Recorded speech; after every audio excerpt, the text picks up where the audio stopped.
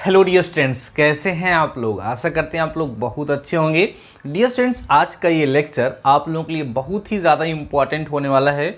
मैं ये कह सकता हूँ कि इस चैप्टर का ये सबसे ज़्यादा इम्पॉर्टेंट लेक्चर होने वाला है। साथ ही साथ आज का यही लेक्चर इस चैप्टर का लास्ट लेक्चर होने वाला है।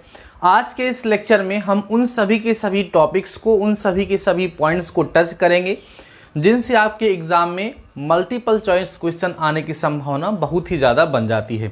आइए डियर स्टूडेंट्स, फटाफट से डिस्कस करते हैं। अगर आप लोगों ने प्रीवियस लेक्चर को देखा होगा तो आपको याद होगा डियर स्टूडेंट्स कि प्रीवियस लेक्चर में हमने आपके साथ डिस्कस किया था direction cosines and direction ratios. दिक कोज्याएं क्या होती हैं, दिक अनुपात क्या होते हैं, ये प्रीवियस लेक्चर में हमने आप लोगों के साथ डिस्कस किया था। अगर आप लोगों ने इस लेक्चर को नहीं देखा है तो ज़रूर देख लीजिएगा। आज ही चैनल पे प्लेलिस्ट भी बन जाएगी और इस लेक्चर के डिस्क्रिप्शन में आपको लिंक भी मिल जाएगा। तो उसी के बिहाफ पर आज हम लोग क्वेश्चन सॉल्व करने वाले हैं।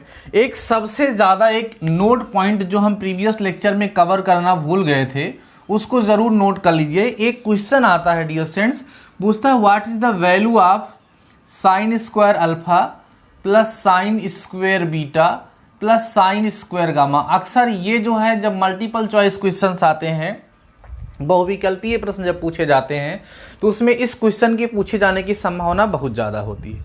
तो याद रखना डियर स्टूडेंट्स, इसकी वैल्यू जो होती है वो 2 होती है, 2 होती है। आइए आपको हम सिखा भी देते हैं कि इसकी वैल्यू 2 आती कैसे है। ये जो sine square alpha plus sine square beta plus sine square gamma is equal to 2 आया है, इसकी वैल्यू 2 कैसे आती है।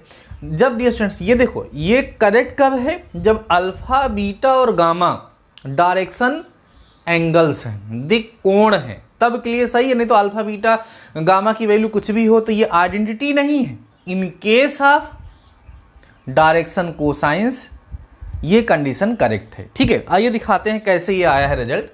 डियर स्टूडेंट्स, आपको याद होगा हम लोगों ने डिस्कस किया था cos square alpha plus cos square beta plus cos square gamma की वैल्यू 1 होती है, जहां कॉस अल्फा, कॉस बीटा और कॉस गामा जो होते हैं वो डायरेक्शन कोसाइंस होते हैं। ऐसा हम लोगों ने डिस्कस किया है। और आपको देखो डियर स्टूडेंट्स, लेक्चर बहुत ही ज़्यादा इंपॉर्टेंट है।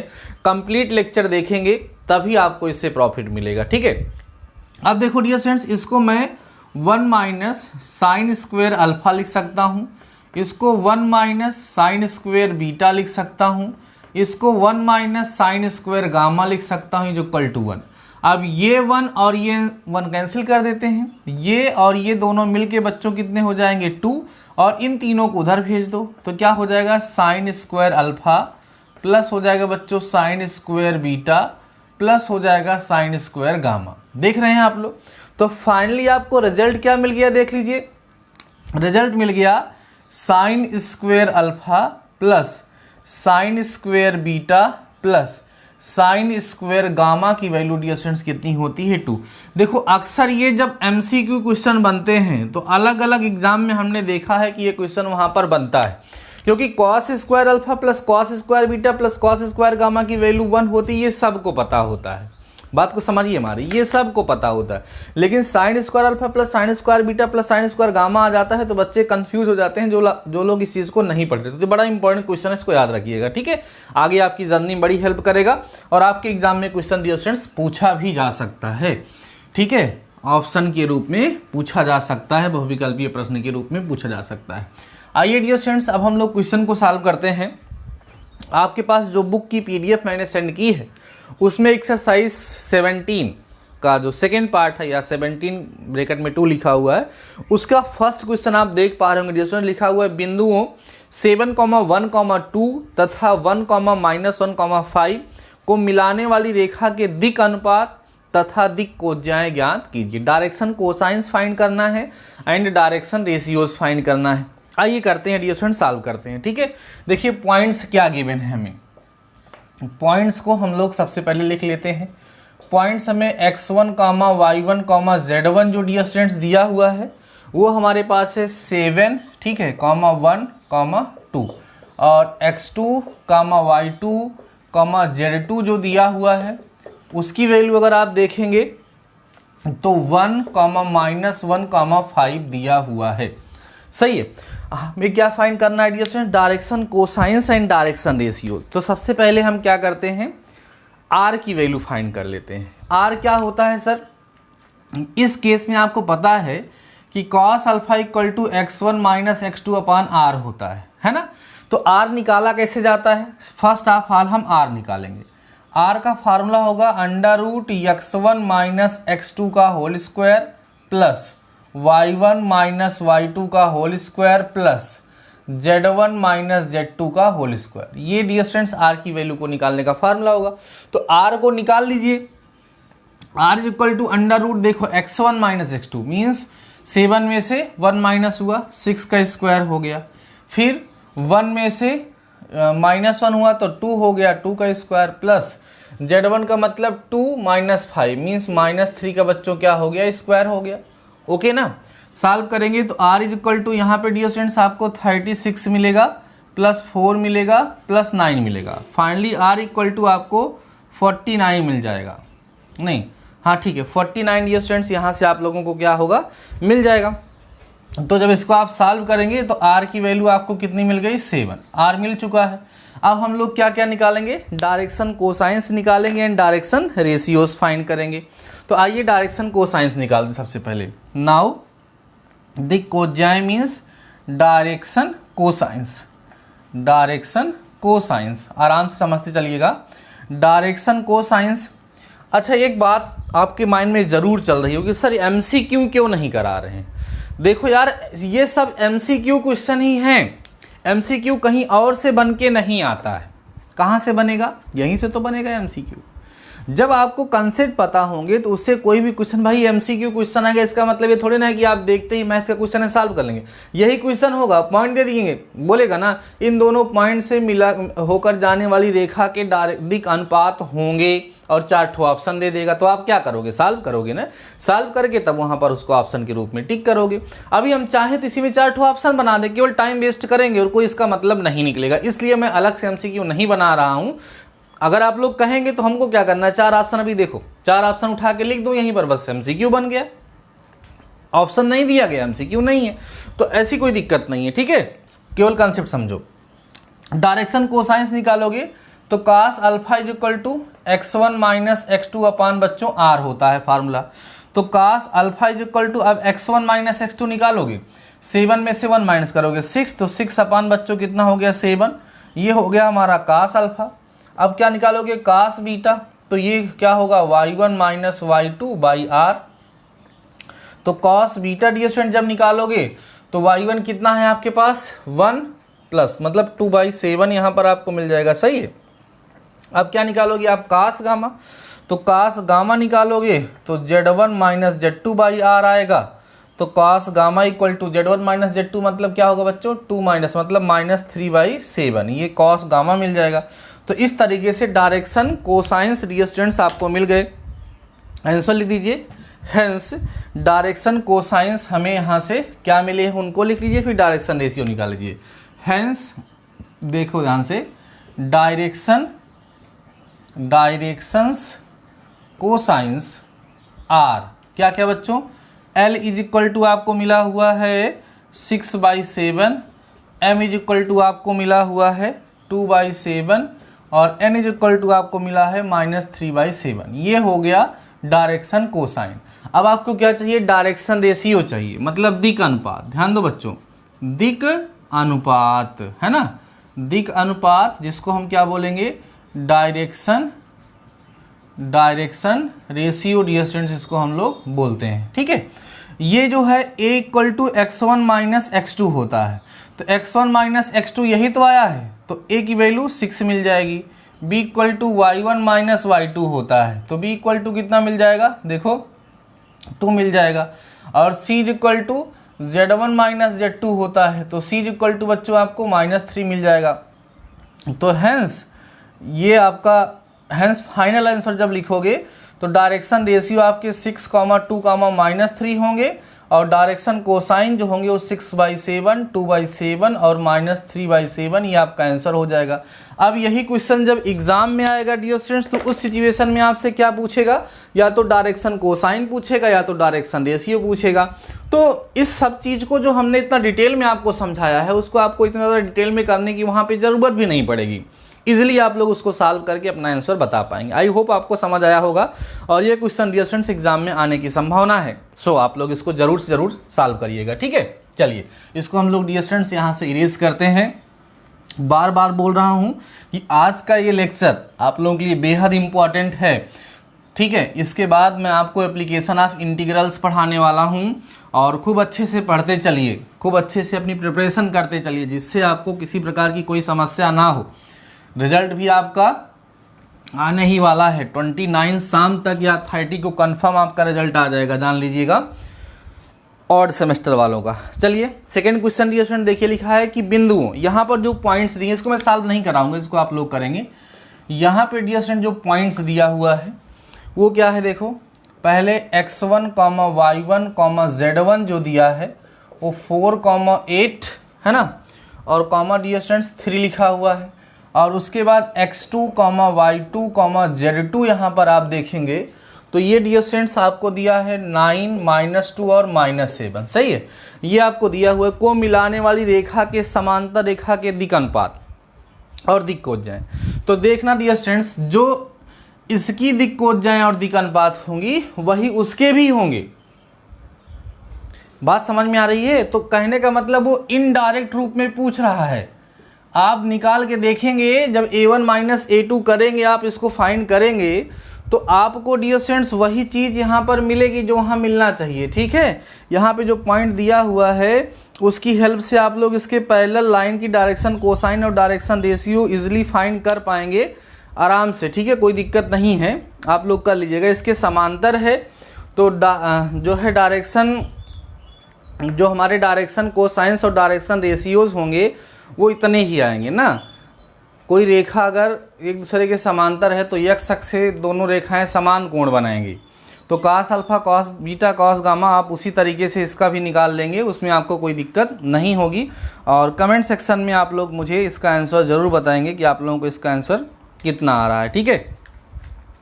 बाकी जो है आप इसको करेंगे। आइए डियर स्टूडेंट्स अब हम लोग बात करते हैं अगला, ठीक है, अगले क्वेश्चन की बात करते हैं और उसको डियर स्टूडेंट्स हम लोग सॉल्व करते हैं। अगर नहीं आएगा क्वेश्चन आप लोग सॉल्व करेंगे तो बताइएगा। अगला क्वेश्चन बहुत अच्छा है।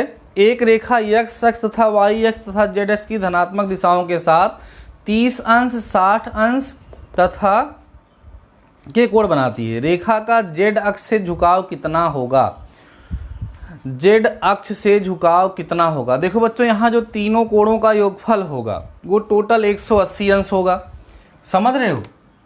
या आप ऐसे भी कर सकते हो, cos square alpha plus cos square beta plus cos square gamma equal to 1 होता है। तो यहाँ पर दो एंगल डियर स्टूडेंट दिए हैं, अल्फा इक्वल टू 30 डिग्री दिया है और बीटा इक्वल टू 60 डिग्री दिया है। गामा की वैल्यू आपसे पूछ रहा है, यही तो है क्वेश्चन डियर स्टूडेंट्स। एक रेखा x तथा y अक्ष की धन दिशाओं से क्रमशः 30 अंश और 60 अंश का कोण बनाती है, वो z अक्ष से कितना कोण बनाएगी, मीन्स गामा की वैल्यू आप लोगों से यहाँ पर पूछी जा रही है। तो जो वैल्यू पता है उसको आप रख दीजिए ला करके यहाँ पर। cos स्क्वायर 30 डिग्री हो जाएगा प्लस cos स्क्वायर 60 डिग्री हो जाएगा plus cos square gamma is equal to 1 हो जाएगा। अब cos 30 की वैल्यू √3/2 होती है बच्चों, कितनी होती है? √3/2। तो ये √3/2 का स्क्वायर हो गया और 60 की वैल्यू 1/2 का स्क्वायर हो गया, फिर cos square gamma is equal to 1। अब ये हो जाएगा 3/4 और ये होगा 1/4 प्लस डियर स्टूडेंट्स हो जाएगा cos square gamma is equal to 1। ये दोनों मिलके कितने हो जाएंगे? 1 plus cos square gamma is equal to 1, ये कैंसिल हो गया। तो आपको यहाँ से मिला cos square gamma is equal to 0। अब cos की वैल्यू 0 कहाँ होती है? 90 पर, तो cos gamma is equal to 0, तो गामा इज इक्वल टू बच्चों कितना हो जाएगा? 90 डिग्री। मोस्ट इम्पॉर्टेंट क्वेश्चन, ध्यान रखिएगा, बहुत ही ज़्यादा महत्वपूर्ण प्रश्न है कि अगर इस तरीके से आपकी से तमाम क्वेश्चन बन सकते हैं ना ऑप्शनल में, बहुविकल्पीय प्रश्न कि कोई रेखा है जो x अक्ष से 45 अंश का कोण बना रही है, y से 45 का कोण बना रही है, z से कितने का बनाएगी। ऐसे तमाम प्रकार के क्वेश्चन वहाँ पर बन सकते हैं। तो आपको ये जो डायरेक्शन कोसाइंस के बीच में रिलेशन बताया गया है, ये डायरेक्शन कोसाइंस के बीच में डियर स्टूडेंट्स क्या है, रिलेशन है, संबंध है। इस संबंध का प्रयोग करते तमाम प्रकार के क्वेश्चंस बनते हैं। अभी लेक्चर के स्टार्टिंग में ही हमने आपको एक इम्पॉर्टेंट टॉपिक निकाल करके दिया, उसका भी यूज हम लोग चाहें तो कर सकते हैं, और इसका भी यूज करके 2 एंगल दिया है, तो तीसरा एंगल हम लोग आसानी से फाइंड कर सकते हैं। समझ आ गया होगा, इसको आप लोग नोट करिए और डियर स्टूडेंट समझते चलिए।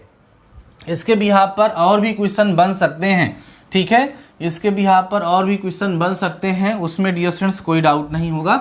चलिए फटाफट से हम लोग बढ़ते हैं अपने नेक्स्ट क्वेश्चन की तरफ, और उसको भी हम लोग डियर स्टूडेंट्स सॉल्व करते हैं। कह रहा है यदि एक रेखा x अक्ष और y अक्ष से क्रमशः इतना इतना का कोण बना रही है, z अक्ष से कितना कोण बनाएगी।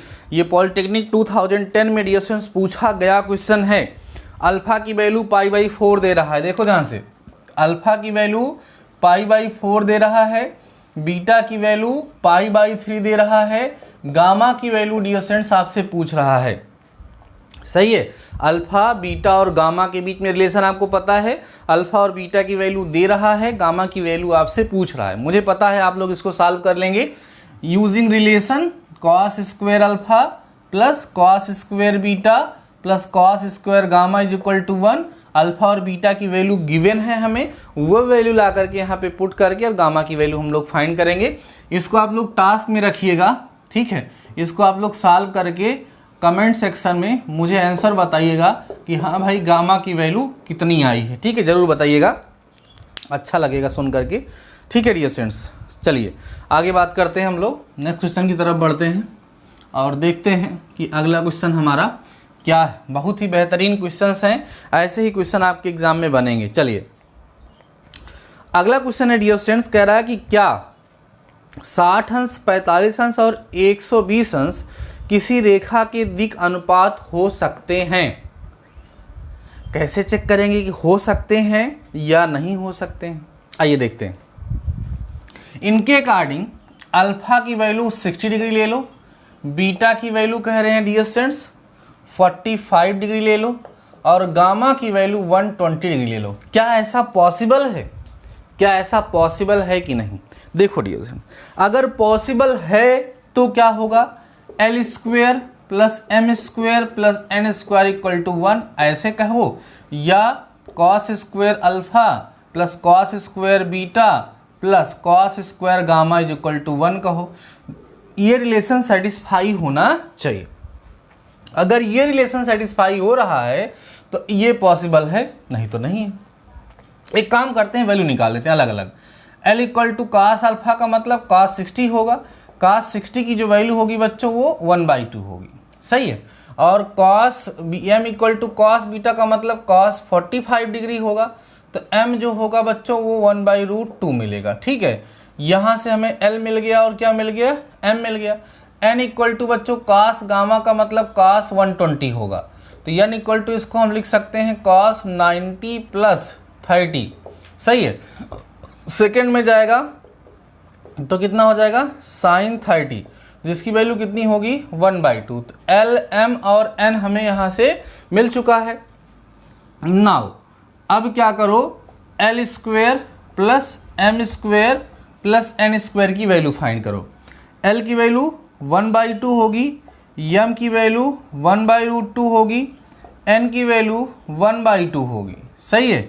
सॉल्व करोगे 1/4 और उसके बाद बच्चों क्या होगा हमारा, यहाँ पर होगा 1/2 प्लस 1/4, सारे ऐड कर लो, एलसीएम 8 आएगा, यहाँ 1 आएगा, यहाँ 2 आएगा, और यहाँ बच्चों कितना आएगा 1 आएगा। तो कितना आया देखो 4/4 मीन्स 1 आ गया, तो जो कि क्या है करेक्ट है।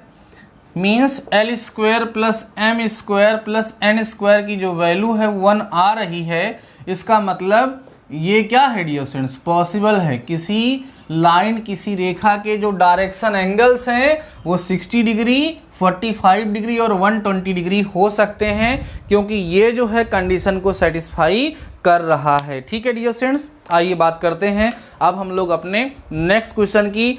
बहुत अच्छे अच्छे क्वेश्चन हम लोग डिस्कस कर रहे हैं। अगर आपको कम समझ में आ रहा है तो इसका सीधा सा मतलब ये है कि इसके पहले वाले लेक्चर को आप लोगों ने अटेंड नहीं किया है, जिसमें हमने डायरेक्शन कोसाइंस और डायरेक्शन रेशियोज़ के बारे में डिस्कस किया है, समझाया है। जाहिर सी बात है कि आपने उस लेक्चर को देखा नहीं है। अगर नहीं देखे हो तो दिक्कत हो रही होगी समझने में, तो लेक्चर उसको देखिए, तब इसको देखिए तो ज़्यादा अच्छे समझ में आएगा। चलिए बढ़ते हैं डियर स्टूडेंट्स अपने नेक्स्ट क्वेश्चन की तरफ। ठीक है, ऐसे ही जो भी क्वेश्चंस हैं, जो भी अच्छे क्वेश्चन हैं जो एग्जाम में पूछे जा सकते हैं, उन सब को मैं टच कर दे रहा हूँ। उसके अतिरिक्त अगर आप लोगों ने इंट्रोडक्शन लेक्चर देखा है तो कोई भी क्वेश्चन आएगा ना, आप आराम से उसको सॉल्व कर लेंगे, क्योंकि आपके एग्ज़ाम में बहुविकल्पीय प्रश्न ही आने वाले हैं। तो उस सिचुएशन में ठीक है, कोई दिक्कत नहीं होगी, आप कर लेंगे। कह रहे हैं दिखाओ कि किसी रेखा की दिक्कोजाएं एक एक एक नहीं हो सकती हैं। इनका कहने का मतलब है कि किसी भी रेखा की जो डायरेक्शन कोसाइंस हैं ये पॉसिबल नहीं है, नॉट पॉसिबल। क्या नहीं पॉसिबल है भाई? कि L की वैल्यू 1 हो जाए, M की वैल्यू 1 हो जाए, N की वैल्यू 1 हो जाए, ऐसा पॉसिबल नहीं है। क्यों नहीं पॉसिबल है? देखो, since L square plus M square plus N square क्या होगा? 1 का स्क्वायर प्लस 1 का स्क्वायर प्लस 1 का स्क्वायर। तो 1 1 1 कितना हो गया बच्चों? 3 हो गया। Which is not equals to 1, जबकि इसकी वैल्यू कितनी आनी चाहिए? 1 होनी चाहिए, इसीलिए ये पॉसिबल नहीं है। ठीक है, ठीक है। तो ऐसे ऑप्शनल बनेगा तो क्या करेगा? किसी रेखा की दिक् कोसाइन ये हो सकती है या नहीं? तो हाँ, नहीं, हो भी सकती हैं, नहीं भी हो सकती हैं, उपरोक्त में से कोई नहीं। ऐसे 4 ऑप्शन आप लोगों को दे देगा। समझ में आ रही बातें? तो जब आपको पता होगा तो आराम से उसको आप लोग सॉल्व कर लेंगे, किसी प्रकार की कोई समस्या ही नहीं होगी। ओके ना? चलिए बढ़ते हैं अपने नेक्स्ट क्वेश्चन की तरफ डियर स्टूडेंट्स। सारे क्वेश्चन बेहद इंपॉर्टेंट हैं, एक भी क्वेश्चन आप लोग स्किप नहीं करेंगे, सारे क्वेश्चन को ज़रूर सीख लेंगे। ठीक है, नेक्स्ट क्वेश्चन है बच्चों, एक रेखा बिंदु इतना इतना से होकर जाती है, यदि यह x अक्ष के साथ न्यून कोण बनाती है तो उसके दिक् अनुपात और दिक् कोज्जाएं ज्ञात कीजिए। तो 2 बिंदु दिए गए हैं, आप लोग इसको निकाल सकते हैं, कोई समस्या नहीं है। अगला है बच्चों, उस रेखा की दिक् कोज्जाएं ज्ञात कीजिए जो निर्देशाक्षों से धनात्मक दिशाओं से बराबर कोण बनाती है। बहुत इंपॉर्टेंट है ये क्वेश्चन डियर स्टूडेंट्स, क्या है? इंपॉर्टेंट है, याद रखिएगा। अगर कोई रेखा अक्षों की धनात्मक दिशाओं से समान कोण बना रही है तो उसकी डायरेक्शन कोसाइंस क्या होंगी? उसकी डायरेक्शन कोसाइंस क्या होंगी, ये हम लोगों से पूछा जा रहा है।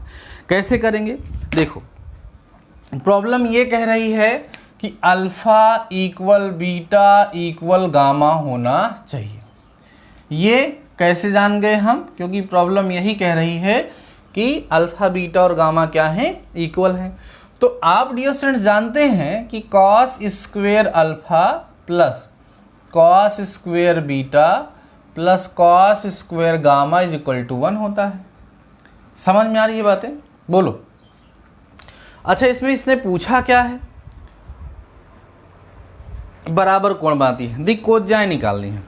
तो आप ये फार्मूला भी लगा सकते हैं, या आप ये चाहो तो L square plus M square plus N square equal to 1 भी लगा सकते हो, कुछ भी कर सकते हो। तो यहाँ पर अगर चलते हैं हम लोग तो सारे angle alpha beta gamma equal है, तो इसको हम लोग 3 कॉस स्क्वायर अल्फा लिख सकते हैं, क्योंकि सब इक्वल हो जाएंगे। इज इक्वल टू बच्चों कितना आ जाएगा? 1। तो cos square alpha equal to 1/3, cos alpha is equal to बच्चों 1/√3 मिल जाएगा। तो यही जो मिला हुआ है, यही तो इसकी क्या है? डायरेक्शन कोसाइन है। तो इसकी जो डायरेक्शन कोसाइंस होंगी, डी कोसाइंस जो होंगी, वो क्या होंगी? वो डियर स्टूडेंट्स L की वैल्यू भी 1/√3 होगी और M की वैल्यू भी 1/√3 होगी और N की वैल्यू भी डियर स्टूडेंट्स कितनी होगी? 1/√3 होगी, है ना? क्योंकि इक्वल एंगल्स वहाँ पर वो लोग बना रहे हैं। अगर मान लो एंगल पूछता है कि एंगल बन कितना रहा है, तो उसको भी हम लोग वहाँ से फाइंड कर सकते हैं। कुल मिलाकर के इस सिचुएशन में ध्यान रखिएगा आप लोग कि जब वो बराबर कोण बना रहे हैं तो वहाँ पर उनकी जो डायरेक्शन कोसाइंस होंगी वो कितनी होंगी 1/√3 होगी। साथ ही साथ बच्चों इसके सामने प्लस माइनस भी लगेगा, ये भी ध्यान रखिएगा। क्या लगेगा? Plus minus. क्या लगेगा? Plus minus. ठीक है, क्योंकि वो पॉजिटिव और निगेटिव डायरेक्शन में दोनों हो सकता है। क्या समझना है आपको? सुनो, जैसे अगर हमारे पास कोई लाइन है ए बी, ठीक है, अगर इसके डायरेक्शन कोसाइंस आप निकाले हो एल एम और एन आए हैं, तो अगर आप बी ए के निकालोगे तो ये -L -M और माइनस डायरेक्शन बदलने पर उसका चिन्ह जो है वो बदल जाएगा। तो यहाँ डायरेक्शन तो फिक्स है नहीं, तो दोनों में से कोई भी हो सकता है, इसलिए प्लस माइनस लगा करके दोनों यहाँ पर डियर स्टूडेंट्स हम लोग क्या करेंगे? लिख देंगे। समझ आ गया होगा आप लोगों को क्या है लॉजिक? ठीक है, क्या है लॉजिक इसके पीछे, ये आपको समझ आ गया होगा। ये भी क्वेश्चन काफ़ी ठीक ठाक था, जो आप लोगों को समझ में आ गया होगा कि क्या है इसके पीछे का रीज़न। अभी डियर स्टूडेंट जो हमने आपके साथ डिस्कस किया ना, देखो sin square alpha plus sin square beta plus sin square gamma is equal to 2। आप पीडीएफ में देखिएगा, क्वेश्चन नंबर 21 देखिएगा। Question number 21 same to same यही क्वेश्चन है। यदि किसी रेखा के अक्षों के साथ अल्फा बीटा और गामा कोण बनाती है तो सिद्ध करो कि sin square alpha plus sin square beta plus sin square gamma is equal to 1 होगा। आप देख पा रहे होंगे, ठीक है, तो समझ गए होंगे आप लोग। एक क्वेश्चन और बच्चों यहाँ पर हम लोग डिस्कस करेंगे जो एग्जाम में पूछा जाता है।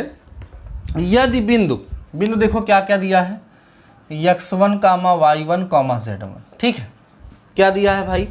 हमें दिया है डियर स्टूडेंट्स 2, 3, 4, 2, 3, 4 है ना, और उसके बाद x2, y2, z2, सही है।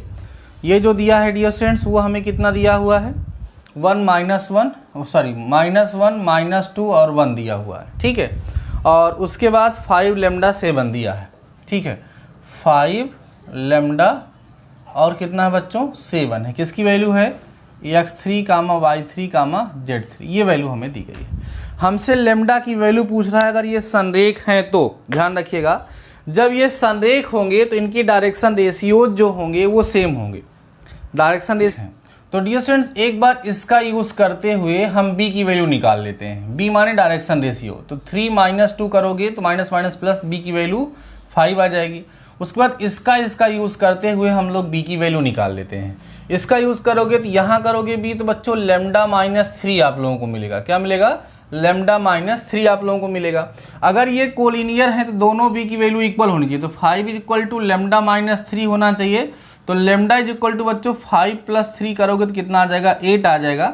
आंसर देख लीजिएगा आप लोग, 8 ही आ रहा होगा। ऐसे भी कर सकते हैं, अगर आप लोग डायरेक्शन रेशियो का यूज़ करना चाहें तो रेशियो का यूज़ कर सकते हैं, कोसाइन का यूज़ करना चाहें तो कोसाइन का भी यूज़ कर सकते हैं। कुल मिलाकर आप ये जानिएगा कि अगर ये कोलिनियर हैं तो इनकी डायरेक्शन कोसाइन या इनकी डायरेक्शन कोसाइन आप निकालोगे तो आपस में क्या आनी चाहिए? इक्वल आनी चाहिए। जब डायरेक्शन कोसाइन को आपस में इक्वल कर दोगे तो फिर वो आपस में इक्वल हो जानी चाहिए। जैसे आप चाहो तो इसका यूज़ करके कॉस बीटा निकाल लो, ठीक है, और इसका यूज़ करके कॉस बीटा निकाल लो, दोनों को आपस में इक्वल कर दो। क्यों?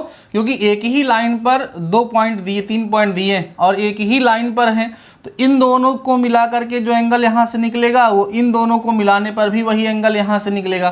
तो एंगल्स जो हैं वो आपस में सेम कर देंगे, इक्वल कर देंगे, तब भी ये वैल्यू आपको वहाँ से आसानी से फाइंड हो जाएगी। वहाँ से ये वैल्यू डियर स्टूडेंट्स आप लोगों को आसानी से मिल जाएगी, कोई समस्या आप लोगों को नहीं होगी, ठीक है। आई होप आप समझ पाए होंगे कि किस तरीके से इस क्वेश्चन को सॉल्व यहाँ पर किया गया है। डियर स्टूडेंट्स इस एक्सरसाइज में अभी कई सारे टाइप के क्वेश्चंस हैं, अलग अलग टाइप के क्वेश्चंस दिए गए हैं, लेकिन वो सारे के सारे क्वेश्चन डिस्क्रिप्टिव हैं, मतलब लॉन्ग क्वेश्चंस हैं, और वो सारे क्वेश्चन अब की बार के एग्जाम में पूछे जाने वाले नहीं हैं। क्यों नहीं है भाई? क्योंकि आपको पता है कि आपका एग्ज़ाम बहुविकल्पीय होने वाला है। आपके एग्ज़ाम में मल्टीपल चॉइस क्वेश्चंस आने वाले हैं, तो वहाँ पर ज़्यादा बड़े क्वेश्चन नहीं पूछे जाएंगे, डिस्क्रिप्टिव क्वेश्चंस नहीं आएंगे। इसलिए इधर जो नीचे बहुत सारे क्वेश्चंस दिए गए हैं इनको आप लोग स्किप कर सकते हैं, कोई दिक्कत नहीं। जितना हमने आपको समझा दिया, मतलब बेसिक जो लॉजिक है कि डायरेक्शन कोसाइंस क्या होते हैं, डायरेक्शन रेशियोज क्या होते हैं, डायरेक्शन कोसाइंस के बीच में रिलेशन क्या होता है, उस रिलेशन के बिहाफ पे छोटे छोटे क्वेश्चन जो पूछे जाते हैं वही सारे क्वेश्चन आपके एग्जाम में बनेंगे। इसलिए अब इस चैप्टर की हम यहाँ पे समाप्ति करते हैं। इस चैप्टर को हम अब इसके आगे डिस्कस नहीं करेंगे, आप लोग बाकी क्वेश्चन सॉल्व करते रहेंगे। अब डियर स्टूडेंट्स, आपका ये जो लास्ट चैप्टर है उसका नाम समतल है, मीन्स समतल भी है, अभी इसमें सरल रेखा भी दी गई है, गोला भी दिया गया है। लेकिन जहाँ तक मुझे लग रहा है, क्योंकि मैक्सिमम कॉलेज में सिलेबस कंप्लीट नहीं हुआ है, ज़्यादा 30% सिलेबस, बहुत होगा 50% पढ़ा पाएंगे, तो पूरी संभावना यही है कि BTE जो है इस चीज़ को ध्यान रखेगा कि पीछे के क्वेश्चंस कम पूछेगा वो। तो आएगा कहाँ से सर? सुन लीजिए बात को।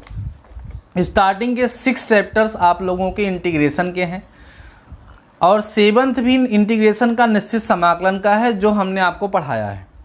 तो डियर स्टूडेंट्स, ये 6 चैप्टर इंटीग्रेशन को आपको अच्छे से तैयार करना है। प्लेलिस्ट भी बनी हुई है, हमने सेक्शन भी बना दिया है, और जितना हमने पढ़ाया है अगर आपने पूरा पढ़ लिया तो वैसे भी आप अच्छा खासा मार्क ऑब्टेन कर लेंगे, आपको कोई समस्या नहीं होगी। ठीक है, अब उसके बाद निश्चित समाकलन भी मैंने पढ़ा दिया। अब यहाँ पर निश्चित समाकलन के अनुप्रयोग हैं, वक्रों के चापों की लंबाई या समाकलन द्वारा क्षेत्रफल, ठोसों के आयतन तथा पृष्ठ, मध्यमान, ये सारी चीज़ें अभी यहाँ पर बच रही हैं। तो इनको भी हम लोग धीरे धीरे लेक्चर बना करके लेक्चर के माध्यम से आपको सिलेबस आपका कंप्लीट करा देंगे। अभी आप लोग क्या करिए, चूँकि इस लेक्चर के बाद डियर स्टूडेंट्स मैं एप्लीकेशन ऑफ इंटीग्रल्स आपको पढ़ाने वाला हूँ, समाकलन के अनुप्रयोग मैं आपको सिखाने वाला हूँ। उसके लिए बहुत ही ज़्यादा ज़रूरी है कि आपको समाकलन अच्छे से आता हो, क्योंकि हर एक क्वेश्चन में इंटीग्रेशन करना पड़ेगा। अच्छा, एक चीज़ और जानो, इंटीग्रेशन के साथ साथ देखो, इंटीग्रेशन तो आपको आना ही चाहिए, इसका यूज़ तो हम लोग करेंगे ही।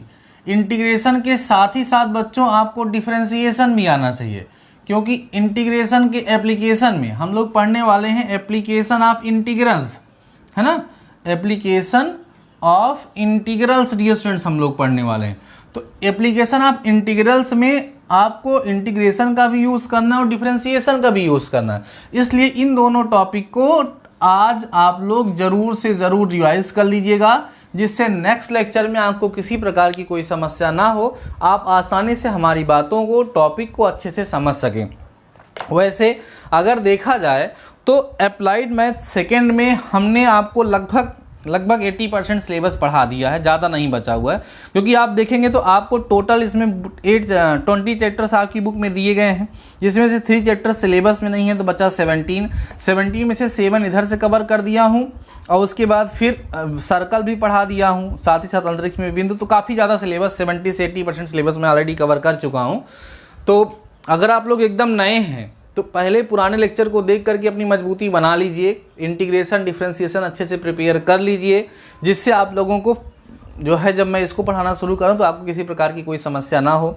और डियर स्टूडेंट्स, इस समय आपके पास केवल एक ही रास्ता है पढ़ाई का, पढ़ते रहिए, जितना पढ़ेंगे उतना आपके लिए बेहतर होगा, नहीं तो समस्या हो सकती है। ठीक है, ये कोई नहीं सुनेगा कि पढ़ाया नहीं गया था और एग्ज़ाम ले लिया गया, क्योंकि जब एग्ज़ाम हो रहा है हम मानते हैं कि बहुत अच्छा नहीं हो रहा है, लेकिन अब जो है वो आपको मानना पड़ेगा और वो आपको करना पड़ेगा। ठीक है डियर स्टूडेंट्स, बाकी आज के इस लेक्चर में बस इतना ही। इंटीग्रेशन और डिफरेंशिएशन प्रिपेयर कर लीजिएगा, नेक्स्ट लेक्चर से हम आपको एप्लीकेशन ऑफ इंटीग्रल्स पढ़ाने वाले हैं। बाकी आज के इस लेक्चर में बस इतना ही, मिलते हैं इस लेक्चर के साथ, तब तक के लिए शानदार रहिए और पढ़ते रहिए।